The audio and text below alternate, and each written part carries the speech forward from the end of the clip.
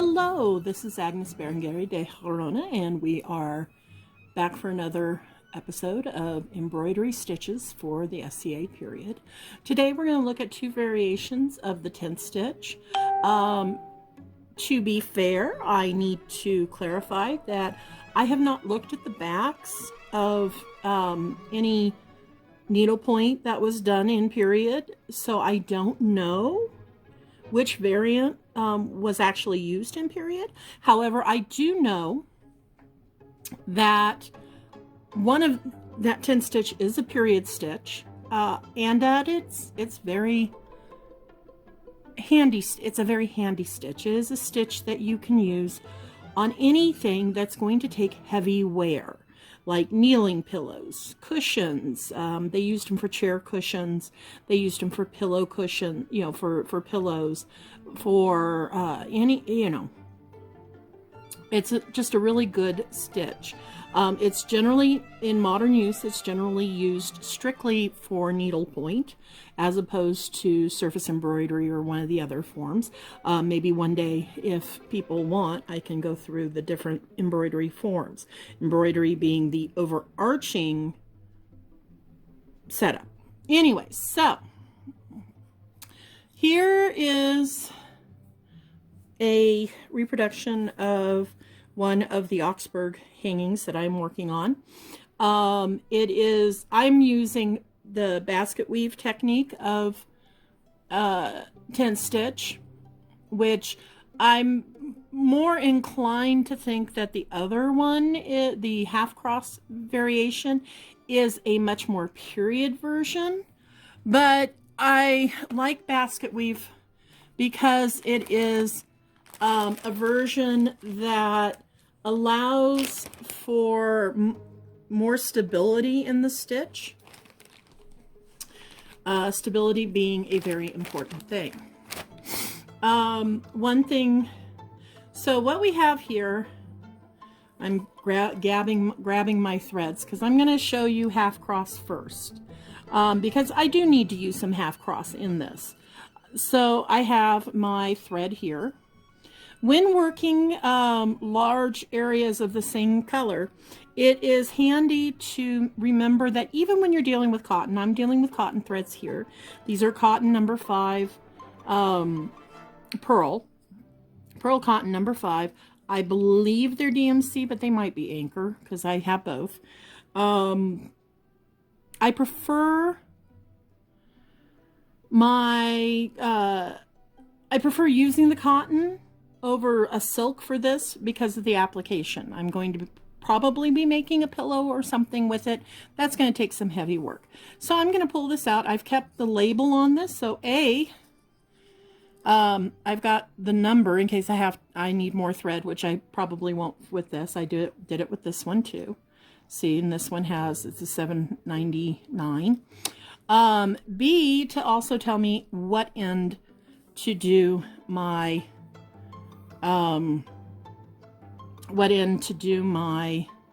to start with. So so that the reason why you do this, for those who don't know, is that you don't want your thread colors to change as you're working. Okay, you just don't want your threads to change as you're working, and they do because of thread has a nap. A lot of people hear about nap when they're sewing, but they don't hear about it in embroidery as often, but they need to know, okay? So there we go. I'm making a knot. Oh, she's making a knot. Oh no, she's making a knot. Okay, I'm going to move this over here for now because these are working threads. So there we go. I'm going to flip it over, figure out where I'm starting. I like to start where I finished, okay? Meaning that I want to use the threads. The knot is merely, it's called a waste knot, which means that it's going to be wasted. It's just wasted thread. I may need to pull out my thimble, okay? And you can see how things are going. It's being a pain today. Where's my thimble? Grab my thimble. This is a tailor's thimble. And I'm going to use it to get this out, get this to come through. Come on, baby. Come through. There we go. Okay. Now this is a fairly straightforward stitch. Maybe, if I can get it. Okay, I'm moving my thimble back to where it was. And I should... There we go. Good. And I use that there. And you can see when I finished, I just kind of left my thread there. Okay. So with your... Well, yeah, this is kind of done. Half cross. Let's see if we can get a little bit closer here. Closer, please. Where are you? There we are. Okay. Half cross, and the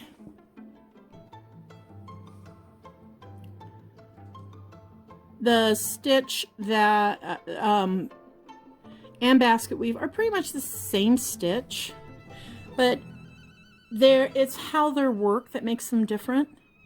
Half cross tends to be worked on a horizontal. Now I'm working in a diagonal area, so yeah, it's kind of getting diagonaled. So basically, it's going across the connection points. Okay. You have, do I have enough here to start? Let's see. Let me just stitch this real quick. Okay.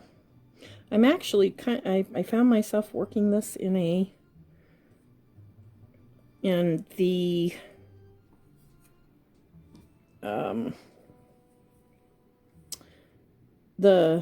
since I'm working in the diagonal, I will finish this section real quick. This is, of course, I'm actually doing basket weave right here. I told you I like basket weave a lot. But basket weave is one of those that's just really much easier in some ways. Getting started with basket weave often gives people conniptions and heartache and, tearing their hair out because they just don't understand it. I don't understand it. How come it's so hard? Let's see if did I lose my thread? I lost my thread. That happens. So, showing my fun little bend it over, and voila. Well, I got it. It's in there. There we go.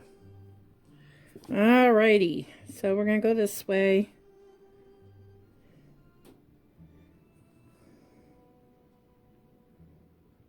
And I have it on a frame so I can work with two hands because that makes it go faster.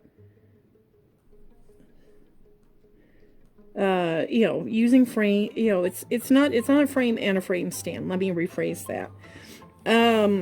Using a frame stand is very period. I want people to understand that. Okay, there we go. I think that's enough for that part. And I'm going to flip it because I'm going to adjust. I'm going under these threads and over to here. Okay, I'll probably cut this off. Now watch what I do here. I am going to, this is why you don't see knots. Well, okay, there are knots here, like that one there. I did find that one. And there's a knot there. Why you don't see knots? Because I cut them off. They're waist knots. They're not waist knot, want knot. Knots are, it's not that people in period, the Victorians had time. People in period didn't worry about knots or having things all over the place. They were trying to do what was going to be quickest and easiest for them. So I'm going to get rid of that one, and hopefully I didn't cut my thread. I did not. Okay. So we're going to flip it over again. I'm going to give it a little more angle so you have a better, hopefully you have a better view. Do I need to pull this up for my purposes. Let's see. I may need to, let me pull this up just a tad. Just a tad so I can get my hand underneath it. There we go. I've got a adjustable frame stand there. Can you still see me? Maybe? Yes, no, maybe? Okay. So I'm coming over here, and what I'm going to do is show you how we're going to do this, okay? So they all go the same direction. That's one thing that you need to keep in mind, okay? I'm going to move this. Can I move it a little higher? Let's see if I can get a little higher on the thing. There we go. And give you a better view. I'm trying to get you a really good view while at the same time making it easy for me to stitch. This is always the hard part. There we go. That's beautiful. Okay, so half cross. Basically, a cross stitch would be you cross and then you cross. Half cross is like a cross stitch except for you're only going one way. And there it goes again. There it goes again. Mean, vicious thing. Okay, so I folded it over the eye. By the way, this is a tapestry needle. Tapestry needles are what you want to work with when you're dealing with. So, there we go. I'm making sure that I go across instead of. Okay, so you've got your warp and weft threads, and you're just going to follow the weft line, okay? Let's see if I can do this. Come here, you. You just made me upset. Okay, you're just following the weft line, which is the horizontal thread for 10 stitch. Part of the reason I don't like 10 stitch is because it's not as pretty. I mean, it's kind of wonky compared to, I'm going to come up here. Well, okay, there we go. I'm going to fix these because I should have started up at the corner. So I'm just going to add these threads here. Okay. So it's basically just going back and forth, back and forth, back and forth. Okay. Always the same direction. You always want to go the same direction. Okay. You know, you can go back and forth, but when you're working, okay, that one is, where's that one? Trying to see how that one's sitting in there. Okay. Mary Stuart, the queen who is known for doing the Augsburg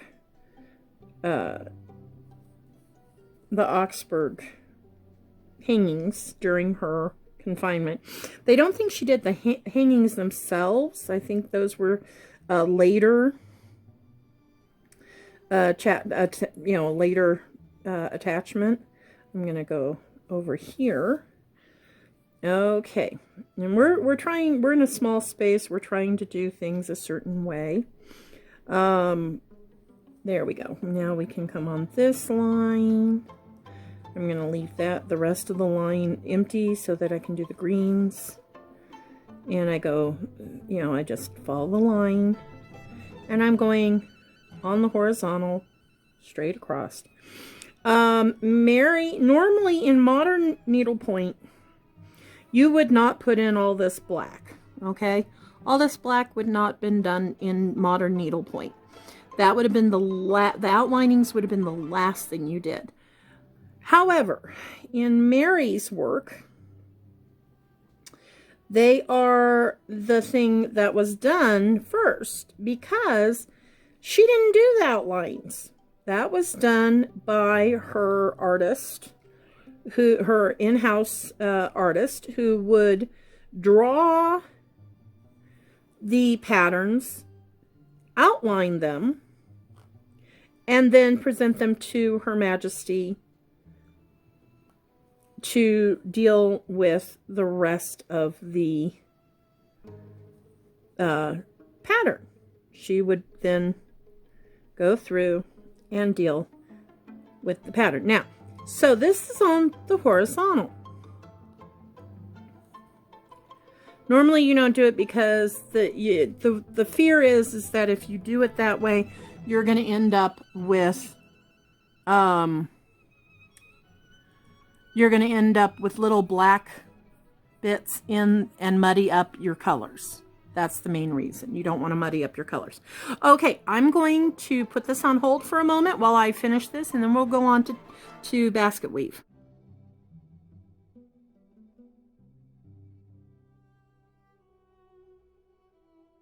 Okay, we are done with this area. I have tucked I'm going to have to do this anyway, so I'm going to turn this over. Okay, I tucked the thread through there, and as I go through, it will be covered and won't be a problem. Now, so what I'm going to do now is I'm going to put my needle through here. I've got a knot at the end. Oh, excuse me. Okay. And now I'm ready. And you can see that I pulled this one through.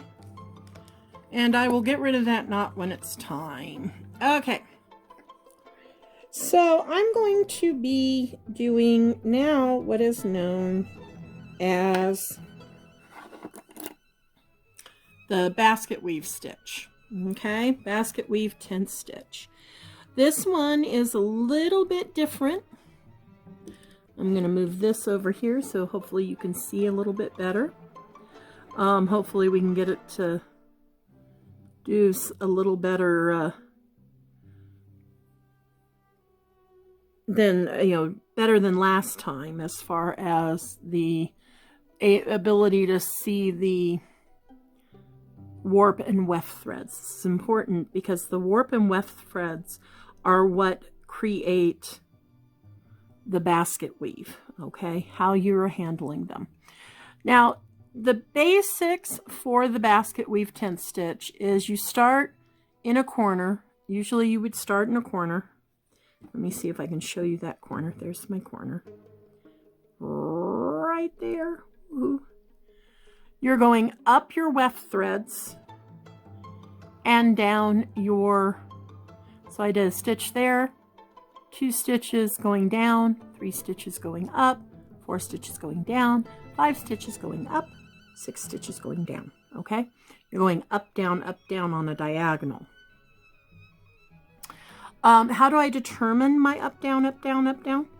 It's on the warp and weft threads. Now, for those not familiar with with weaving, the warp threads are the threads that are the ground for the weaving, and then the weft threads are the threads that you're actually weaving through the warp threads. So those are the ones that go in and out, in and out, in and out to create the weft threads. You have what we call pipes and ladders in needlepoint. You go up the ladders and down the pipes, okay? Which means you're going up the weft threads and down the warp threads. And when we say that, that's because the weft threads, which are here, and I don't know if you can really see them. I film on my phone, which means that you're not, I don't have the equipment to do a really fancy thing. But your weft threads are what are showing. They're horizontal threads that are showing. So you go up them like a ladder. And then when your warp threads are showing, you go down like you're sliding down a pipe. Your warp and your weft threads, like right here, okay, are the warp thread is coming down, the weft thread is coming over, it's on top in this case. I'm going to take and go basically diagonally over where they cross to go into the next step, okay? I'm going to make sure that stays a little bit stiff. I mean, I don't mind it being loose when I'm trying to find it. Then I'm going to go up, and there's kind of a little, you'll see the divot that is made where those stitches are supposed to go, because these stitches will be somewhat offset in the main part of the stitching.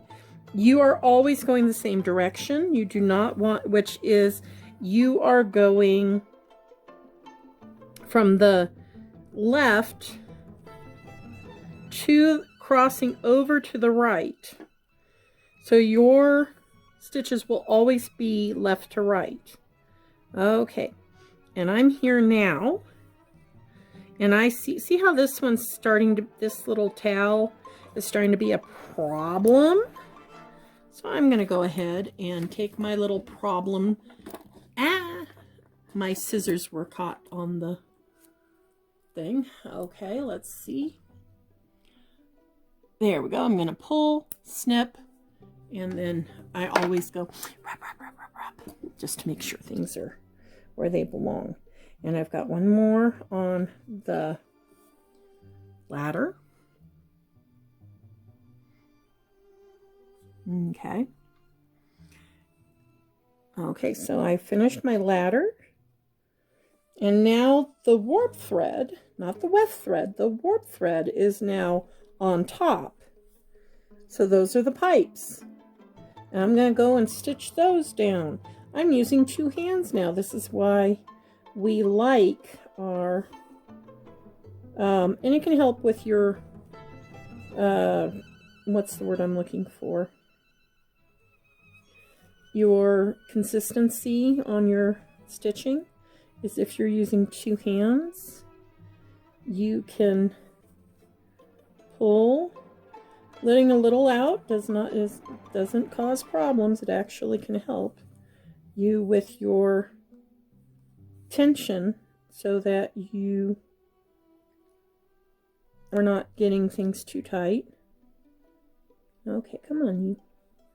So, and I just went down, and now the weft thread is showing again. Weft thread, and you're just filling in these areas that you want. You can do this as a counted work.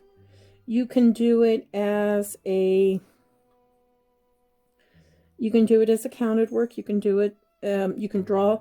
I like using fill in the blank, which is I draw my patterns on with either a nice piece of tailor's chalk, or I draw it in with a pencil that will wash out. You know, in period they might have used like an ink. Okay. A carbon-based ink. They wanted something that, you know, and you do see the ink left over in the original pieces.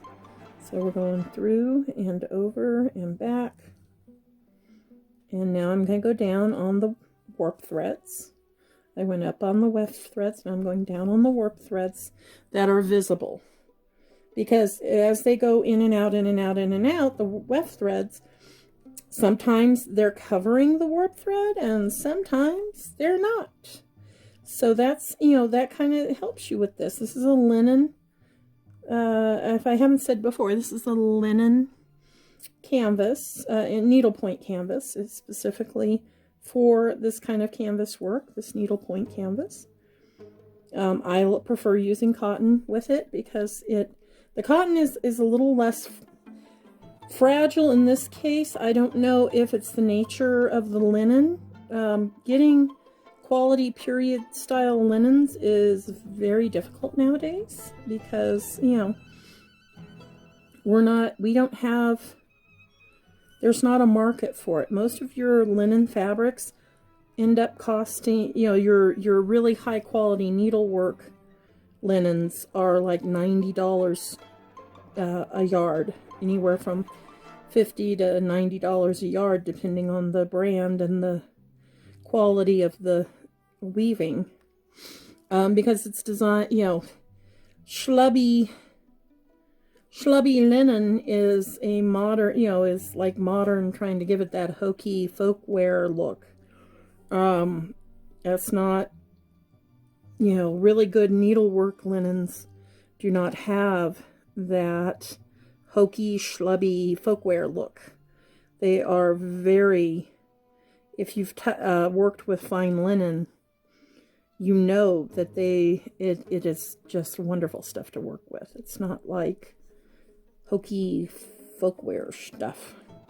But, you know, the reason they do that, those linen looks and so forth, is because they're trying to harken back to a time that really wasn't.